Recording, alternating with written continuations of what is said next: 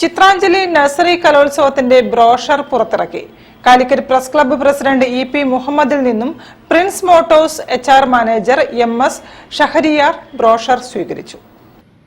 2025 Chitranjali nursery കലോത്സവത്തിന്റെ brochure പ്രകാശനം Calicut press club president EP Muhammad നിർവഹിച്ചു.